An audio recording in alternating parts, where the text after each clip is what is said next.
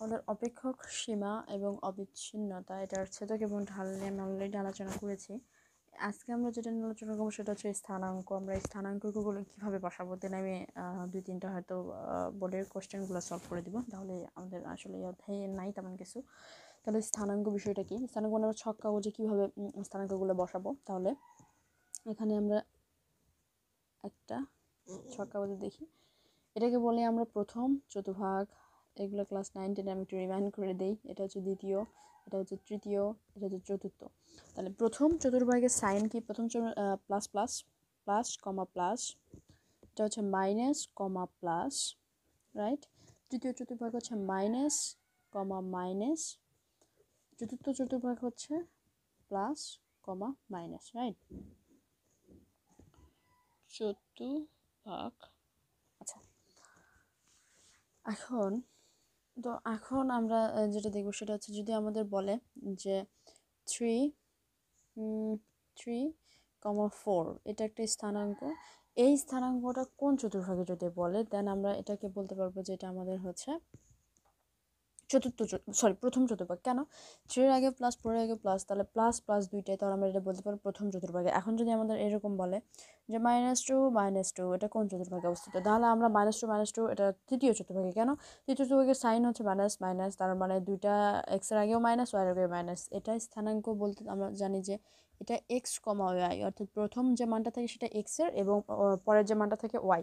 তাহলে সাপোজ আমরা -2 স্থানাঙ্ক অর্থাৎ লেখচিত্র যদি দেখাই, তাহলে আমরা এটা আমাদের 0, এটা আমাদের এক্স অক্ষ, এটা আমাদের ওয়াই অক্ষ, রাইট। এটা এক্স ড্যাশ, এটা ওয়াই ড্যাশ।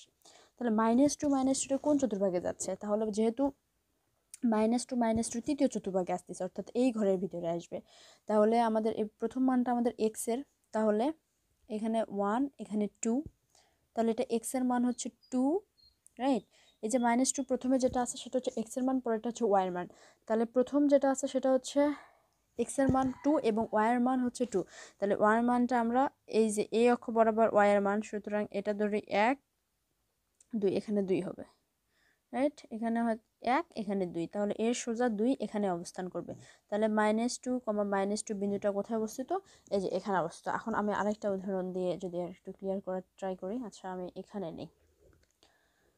আচ্ছা, আমাদের একটা বিন্দু দিল যে 5, -6, এই বিন্দুটা কোথায় অবস্থান করে এটা দেখো। তাহলে আমরা জানি যে প্রথম যে 5 মানটা এটা হচ্ছে এক্স এর, এবং -6 যেটা সেটা হচ্ছে ওয়াই এর মান। তাহলে ভূমি অক্ষ বরাবর থাকে এক্স এবং লম্ব অক্ষ বরাবর থাকে ওয়াই। তাহলে আমরা 1, 2 এভাবে ধরলাম, এখানে 5, আর এদিকে ধরলাম 6, এখানে ধরলাম 5, এখানে ধরলাম 6। এটা আসলে ছক কাগজে করা, আমি এমনি করতেছি যার কারণে। আচ্ছা, ছক কাগজ যখন আমার কাছে নাই, তাহলে 5 এটা এক্স এর মান, এক্স তাহলে কোন দিকে আছে, এক্স এর মান যেহেতু প্লাস, তাহলে প্লাস এবং মাইনাস এটা কোন চতুর্ভাগে, এই চতুর্ভাগে আসবে। আচ্ছা, এই চতুর্ভাগে আসার জন্য আমাদের 5 এর মানটা এখানে নেওয়া লাগবে, 5 এখানে, এবং 6, তার মানে -6 আনার জন্য আমাদের নিচের দিকে আসতে হবে। তাহলে এই যে -6 রয়েছে, তাহলে এটার সোজা আমরা এখানে নিব, এখানে 5 এবং এখানে ওয়াই এর মান হচ্ছে 6। এই 5 যেটা সেটা হচ্ছে এক্স এর মান, এবং এই 6 যেটা সেটা হচ্ছে ওয়াই এর মান। প্রথমটা আমাদের এক্স, পরেরটা হচ্ছে ওয়াই, তাহলে বিন্দুটা আমাদের এখানে অবস্থিত। তাহলে এটা হচ্ছে স্থানাঙ্কের প্রাথমিক আলোচনা। এখন স্থানাঙ্কের সাহায্যে আমরা যদি একটা অঙ্ক সলভ করার ট্রাই করি। ওকে,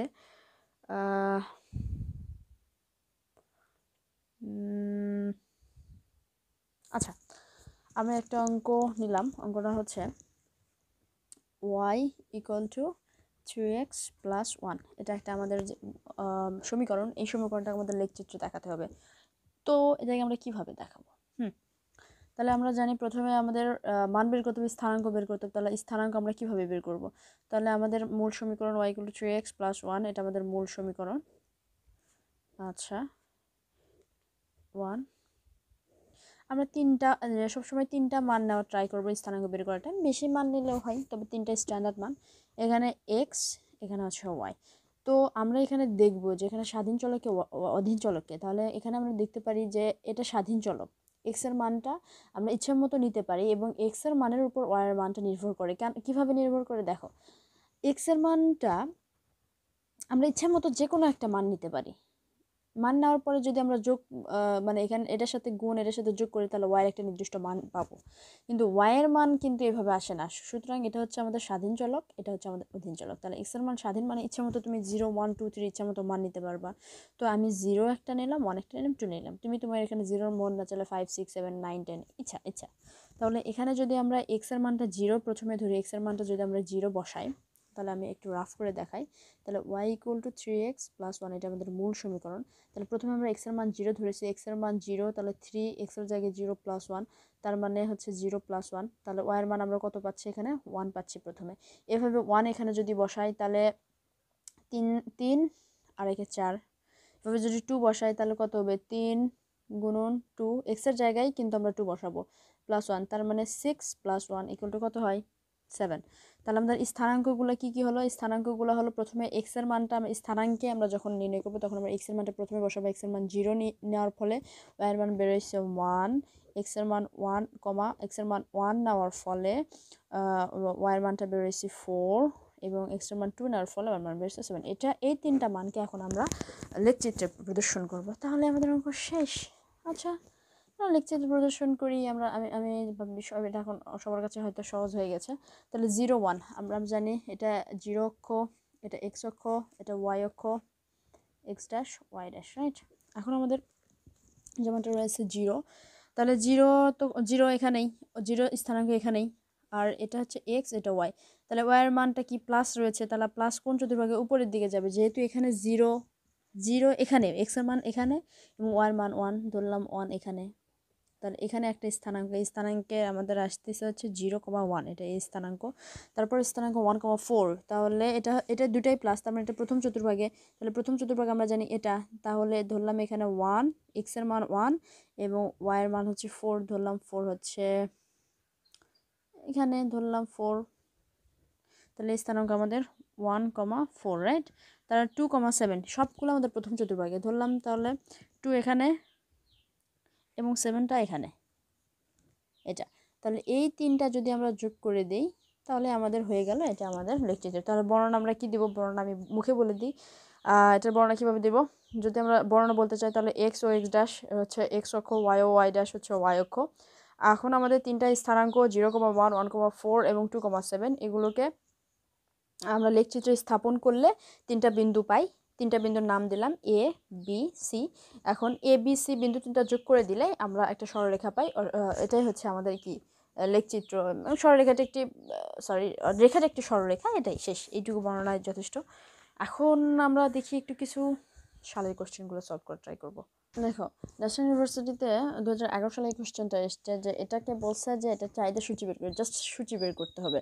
তাহলে এখানে আমরা যেহেতু আমাদের মার্কস পেতে হবে সেহেতু আমরা একটু বর্ণনা দিব যে P = আমরা জানি যে P = এটা একটা চাহিদা সূচি, P = হচ্ছে দাম, Q = আমরা জানি যে QD = হচ্ছে চাহিদার পরিমাণ, ইত্যাদি ইত্যাদি লিখলাম। দেন আমরা চাহিদা সূচি তৈরি করবো। আমাদের মেইন যে থিমটা সেটা হচ্ছে আমাদের এখান থেকে সূচি তৈরি করতে হবে। তাহলে সূচি আমরা কিভাবে তৈরি করব, আমরা জানি এখানে দেখতে পাচ্ছি পি হচ্ছে স্বাধীন চলক, কিউডি যেটা আছে সেটা হচ্ছে অধীন চলক। তাহলে আমরা পি এর মান ইচ্ছা মতো নিতে পারবো। সো আমরা এখানে একটা ছক আট করে ফেল দিব, রাইট। ছকে আমরা 4টা ঘর নিব, 1 2 3 4। এর পাশে আমাদের থাকবে পি, এর পাশে থাকবে আমাদের কিউডি। আচ্ছা, পি এর মান আমরা ইচ্ছা মতো নিতে পারবো। আমি পি এর মান নিলাম 1 2 3, 1 2 3। দাম যেহেতু 0 হতে পারে না, মানে সে 0 হতে পারে না বলতে ভুল হবে, আসলে এটা হট, সুতরাং আমরা 1 2 নিলাম।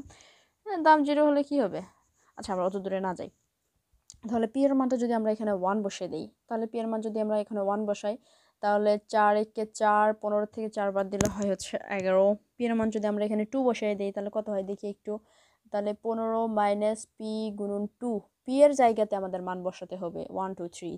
তাহলে 15 - 4 × 8, তাহলে 15 থেকে 8 বাদ দিলে কত হয় 7, এবং 3 যদি বসে তাহলে আমাদের হচ্ছে 3। তাহলে আমাদের স্থানাঙ্কগুলো কি কি আসলো, আমাদের স্থানাঙ্কগুলো আসলো হচ্ছে 1, 11, 2, 7 এবং 3, 3। এটাই আমাদের হচ্ছে অঙ্ক শেষ। এখন স্থানাঙ্কে যদি দেখাতে বলে, যদি আমাদের প্রশ্নতে দেখাতে বলে নাই, কিন্তু যদি আমরা যদি দেখাই আর কি, আমাদের বলে নাই আসলে দেখাতে, তাহলে 1, 1 আমরা এই সবগুলো দেখতে পাচ্ছি, একটার সামনে মাইনাস নেই। আমি ধরে নিলাম এটার সামনে মাইনাস আছে, আমি এমনি ধরে নিলাম। এটার সামনেও মাইনাস আছে, এটার সামনে মাইনাস আছে, আমি ধরে নিলাম, যদিও নাই আসলে। আমি ধরে নিলাম যে আসলে এই স্থানাঙ্ক আমরা দেখাবো। তাহলে প্রথমে মাইনাস প্লাস কোন চতুর্ভাগে? আমি একটু এখানে যদি সিম্পল করে আমি এখানে দেখাই, এই চতুর্ভাগ হচ্ছে প্লাস প্লাস, এটা হচ্ছে মাইনাস প্লাস, এটা হচ্ছে মাইনাস মাইনাস, এটা হচ্ছে প্লাস মাইনাস, রাইট? তাহলে এখানে আছে মাইনাস প্লাস, তাই না? তাহলে মাইনাস প্লাস কোথায় আসবে? দ্বিতীয় চতুর্ভাগে আসবে, তাহলে এই চতুর্ভাগে আসবে। তাহলে আমাদের এক্সের হচ্ছে মানটা দেওয়া আছে -1, তাহলে -1 এখানে আসবে, -1 এক্সের জায়গাতে, এবং ওয়াইয়ের মান হচ্ছে 11 এখানে আসবে, এই চতুর্ভাগে আসলো। আচ্ছা, তারপরে এখানে আমি একটু মার্ক করে নেই, 1 2 3 7 ধরলাম, 1 2 5, এখানে 1 2, এখানে হচ্ছে 11। তাহলে 1 1 এবং 11, তাহলে এক্স এর মান হচ্ছে 1 এবং ওয়াই এর মান হচ্ছে 11, সুতরাং এখানে পরের মানটা হচ্ছে 2,7। তাহলে দুটাই প্লাস, তাহলে এখানে আসে প্রথম চতুর্ভাগে দুটাই প্লাস প্লাস, তাহলে 2 আসবে এখানে এবং আরেকটু এখানে, ওয়াই এর মান 2 এখানে, এক্স এর মান 2 এখানে। আচ্ছা, প্রথমে আমরা এক্স এর মান নেব, দেন ওয়াই এর মান।